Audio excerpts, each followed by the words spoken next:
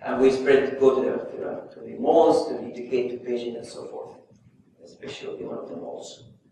Now the second question, body, no compromise in the quality of healthcare. And from day number one, we answer to a higher authority. We designed this facility 4 years in the States. We got designers from the Islamic world, Sultan and people from the Boston. And we spent 4 years designing on paper.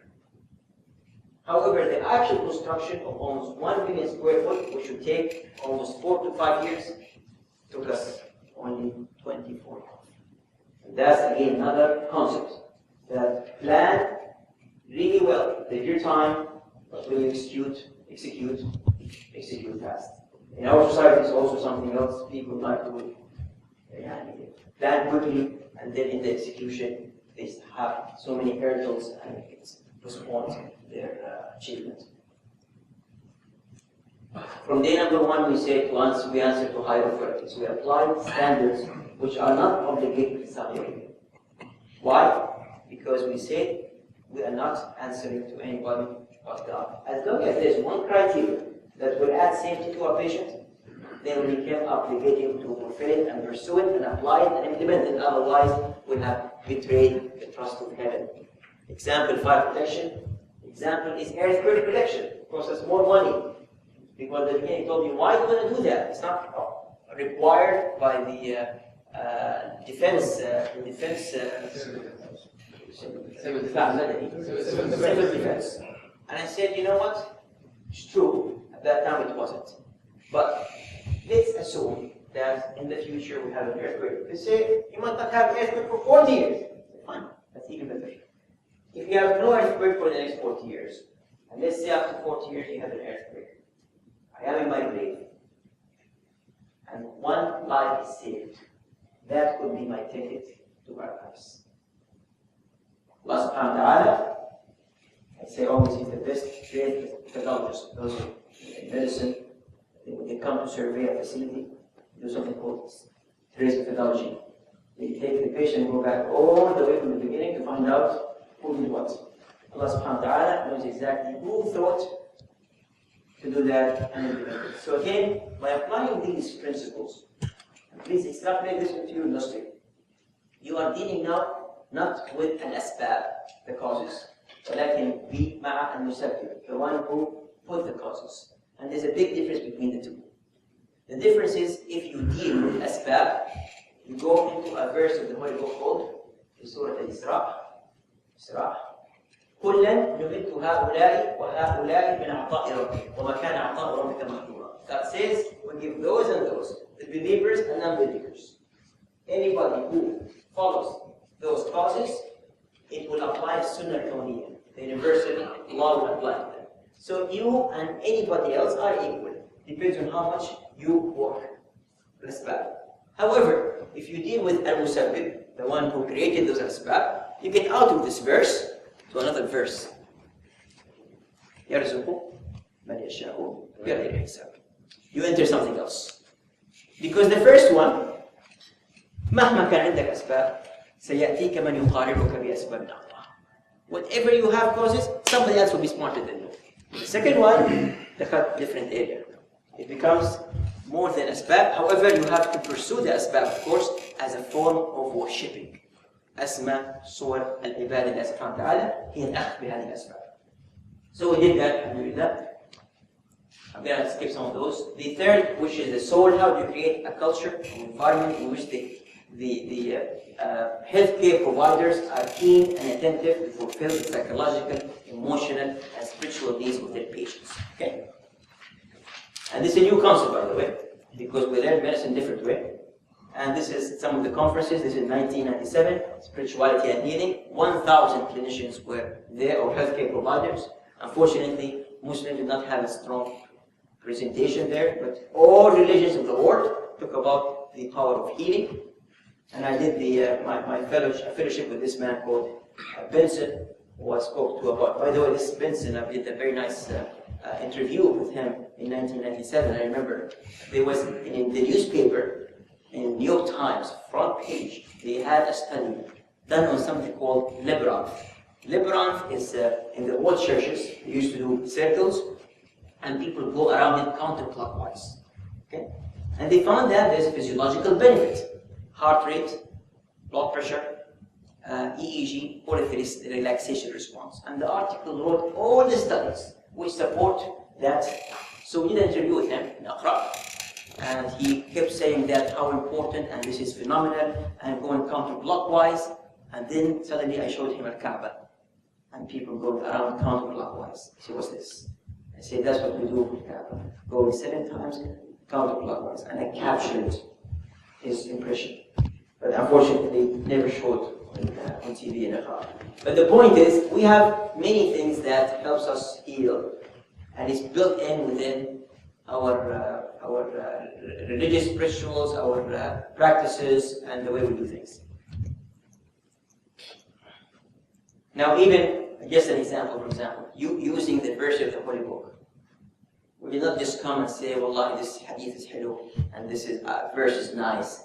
9 months. A competition, 3 teams. 1 team, and each team had a scholar and about 4 to 6 doctors with him. One scholar, Sheikh Jamal al-Sirawan, Syrian, and he had a number of doctors with him. The second one, Sheikh Ali Abu Hassan, Mauritania, ومعاه a couple of doctors. The third one, Muhammad Sa'ad al-Din from Egypt, ومعاه a couple of doctors. What did they do? They walk around and they ask, who will be standing here? And they ask, the doctors answer, most likely a patient, a visitor, visiting somebody in the inpatient, in the outpatient. And then they ask, okay, write down, what would be the condition, psychological condition of this person, entering the ICU, CCU. And they say, what would be the condition? And they find what would be the best verse of the Holy Book and a hadith that will help that person heal. I go to some hospitals in this part of the world, and I find everywhere verse has to do with death. Haram. Well, you're going to be healed in a hospital. You put a verse that has to do with death. There's a story from Prophet. He went to somebody who was sick. I don't remember the exact story, but he went to him and he said, طهور أو شيء زي كده. فالمريض قال له إنها الحمى والموت يا رسول الله. It's fever and death. The Prophet answered him, no, inshallah, it's لا بأس طهور, it will be inshallah healing. قال له, no يا رسول الله, enough, it's fever and death. So the third time, he told him, no, he said, no, it's fever and death. فقال الرسول فلتكن. And he stood and the man died. Okay. ما زلت عند حسن ظن عبدي بي. But the point is, we practicing this religion, مرة أخرى, أسمى صور هذا, the highest form of worshipping is applying these principles right in life.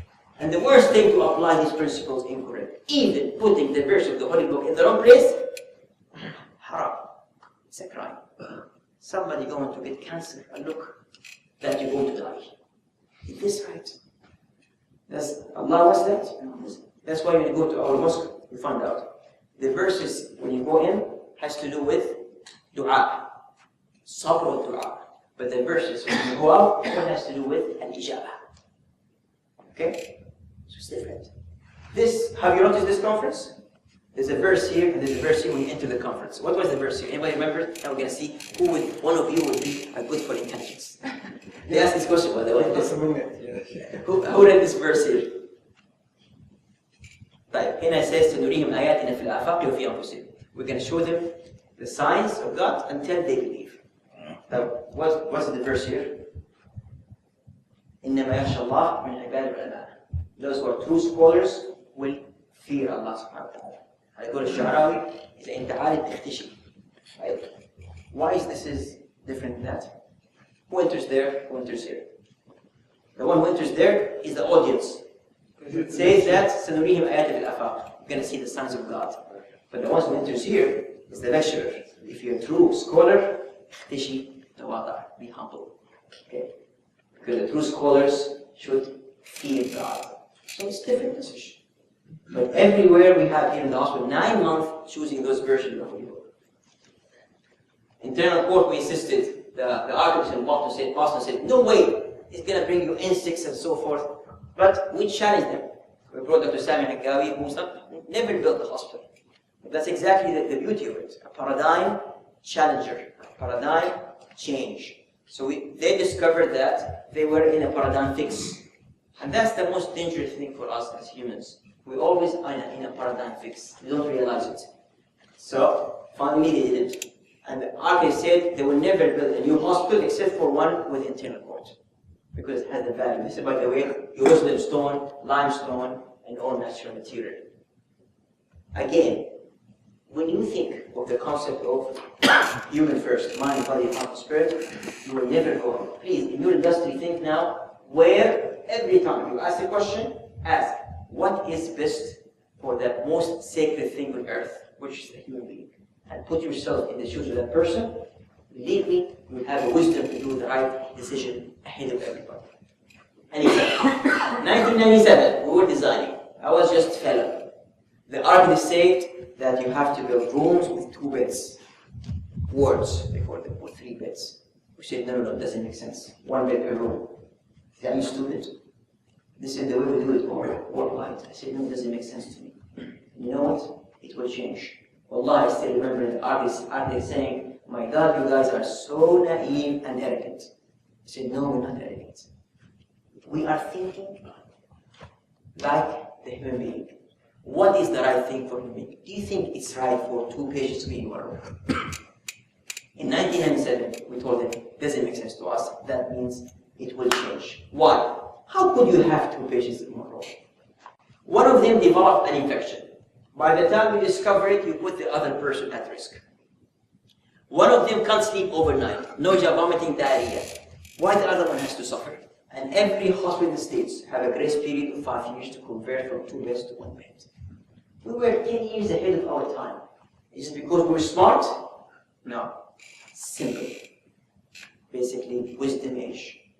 Think of the human being and put yourself there and ask, if I were there, what would be the right thing? Wallahi, la yu'minu ahadukum hatta yuhibba li akhihi ma yuhibbu li nafsihi. Put yourself there, think, believe me, you're going to do the right decision. And that decision you do, it has built-in reward system in this life. God built it this way. Some pictures with the design of the hospital. This is the Lebron we talked about. We have even did it here for people to walk. Global standards. From day number 1, we insisted to follow the best standards. We signed with the Joint Commission 2000. These are the ones who give standards. We don't have many standards, unfortunately. نحن أمة محمد. We are the Ummah of Muhammad, 1.2 billion. How many were? 1.2 billion? Okay, 1.2 billion. You have American standard healthcare, Canadian standards, Australian standards. What's the population of Australia? How many? 15 million. What's the population of Saudi Arabia? 24. What population of the Muslim Ummah? 1.2 billion. You have Australian standards, and hospitals run to get their accreditation. وَنَحْنُ أُمَّةُ مُحَمَّدٍ. We don't even have Islamic standard of care. It's Ummah al-Khair. Our mission in life, inshallah, to be able to add something to humanity by establishing new standards. But first, we should apply the best standard available. So we found this Joint Commission. When I signed with them, they made fun of me, other private hospitals. They say, my God, you're wasting your money. My father Pope, he said, my son, they say that you're throwing your money. I said, the only reason I signed with those, because these are the standards available. I want to be able to follow the best standards, because this is one of the highest form of worship of God, is to make sure that we follow the standard that will add safety to the patient. So we signed. What happened? A few years later, the quality became an issue in Saudi Arabia. They formed association called the MRQP, Makkah Region Quality Program. Guess which standards they took? The Joint Commission. The same people who attacked us were running now to get the accreditation. Now, but do you think this is the same? God knows who pursue it, because he or she believe this is worshipping form, and those who do it because they have no choice, they want the accreditation for insurance purposes, for better financial reward. And this, therefore, again, the universal order applied. You do right. IMC had passed the Joint Commission in it's our 2nd year of operation, with a score of 98.2%, the highest in the history of the Middle East. The highest of the JCI history Middle East is scored in a tertiary center. Alhamdulillah.